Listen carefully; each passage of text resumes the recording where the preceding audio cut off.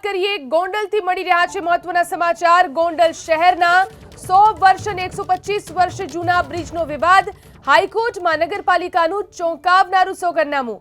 બંને હેરિટેજ બ્રિજના સમારકામ માટે પૈસાની અછત, જે ફંડ ફાળવવામાં આવ્યું છે તે સમારકામ માટે પૂરતું નથી તેવું કહ્યું છે નગરપાલિકાએ। બંને હેરિટેજ બ્રિજના સમારકામ માટે અંદાજિત 35 કરોડ 42 લાખનો ખર્ચ, શહેરી વિકાસ અને નાણાં વિભાગ પાસે વધુ નાણાંની માંગ કરી છે તેવું પણ સોગંદનામું કરવામાં આવ્યું છે। હાઈકોર્ટમાં નગરપાલિકાએ આ ચોંકાવનારું સોગંદનામું કર્યું છે। બંને હેરિટેજ બ્રિજના સમારકામ માટે પૈસાની અછત છે તેવું આ સોગંદનામામાં જણાવવામાં આવ્યું। જે ફંડ ફાળવવામાં આવ્યું છે તે સમારકામ માટે પૂરતું નથી તેવું જણાવવામાં આવ્યું છે। બંને હેરિટેજ બ્રિજના સમારકામ માટે અંદાજિત 35 કરોડ 42 લાખનો ખર્ચ છે। શહેરી વિકાસ અને નાણાં વિભાગ પાસે વધુ નાણાંની માંગ કરવામાં આવી છે।